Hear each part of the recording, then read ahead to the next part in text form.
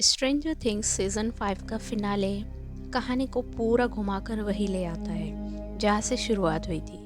एक छोटे शहर की मिस्ट्री को दो दुनिया के बीच एक बड़ी जंग में बदल देता है। फाइनल एपिसोड में द राइट साइड अप बिना किसी देरी के शुरू होता है। कोई स्लो सेटअप नहीं, कोई मिस्ट्री नहीं। जो कुछ भी सीजन 1 से बिल्डअप हो रहा था वो सब एक्शन में है।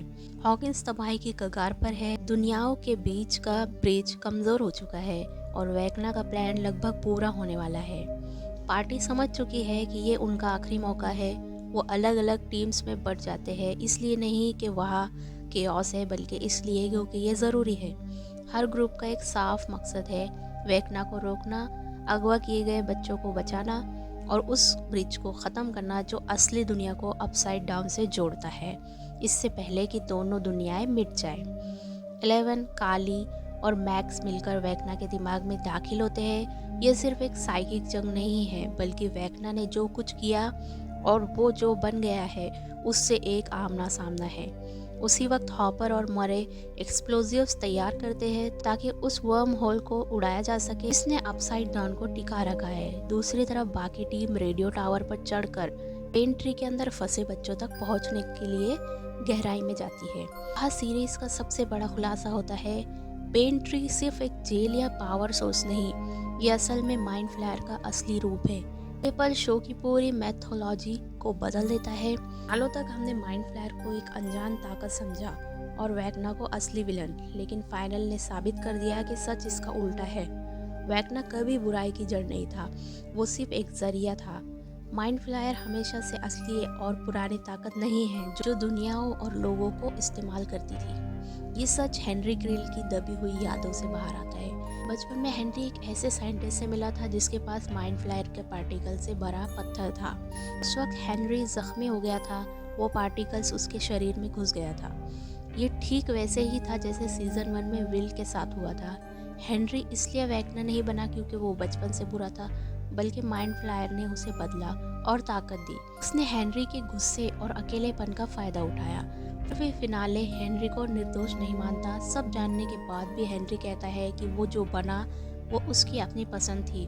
उसने माइंड फ्लायर से पीछा छुड़ाने के बजाय उसे पूरी तरह मिलना चुना। आखिरी जंग इसी सोच को दिखाती है। 11 माइंड फ्लायर के अंदर हेनरी से लड़ती है, जबकि बाकी लोग बाहर से माइंड फ्लायर पर हमला करते हैं। ये लड़ाई सिर्फ दिखावे की नहीं, बल्कि जीने की एक तड़प और टीम वर्क है। आग, तलवार और ट्रैप्स के जरिए वो हाइव माइंड का कब्जा तोड़ देते हैं। विल अपने कनेक्शन का इस्तेमाल करके हेनरी को अंदर से कमज़ोर करता है, जिससे 11 को मौका मिल जाता है। वेकना हार जाता है लेकिन मरता नहीं। आखिरी बार किसी दिमागी ताकत से नहीं, बल्कि प्यार और बचने की चाह से आता है।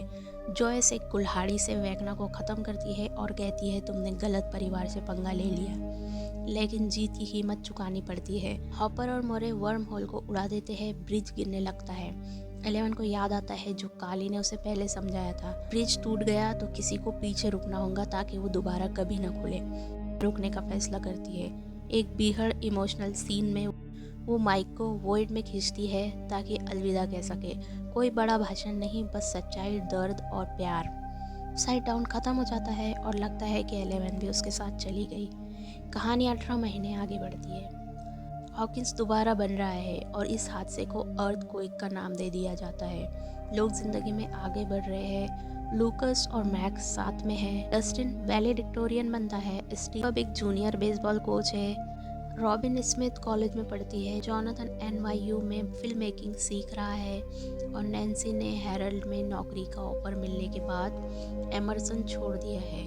ऑफर प्रपोज करता है और जॉयस हाँ कह देती है। व्हीलर्स के घर में एक डंजन और ड्रैगन गेम के बाद, जिसमें अब मैक्स भी शामिल है, माइक ग्रुप के फ्यूचर के बारे में सोचता है। उसे एहसास होता है कि जब 11 की पावर्स छीनी हुई थी तब उसे अपने दिमाग में नहीं खींच सकती थी, और वो थ्योरी बनाता है कि शायद काली ने अपनी ताकत से एक नकली 11 दिखाई थी ताकि असली 11 बच सके। इस बात पर यकीन करने का फैसला करते हुए ग्रुप अपने D&D बाइंडर्स बंद करके डिनर के लिए निकल जाते हैं, जबकि माइक थोड़ी देर रुककर हॉली और उसके दोस्तों को एक नया D&D कैंपेन शुरू करते हुए देखता है और फिर दरवाज़ा बंद कर देता है।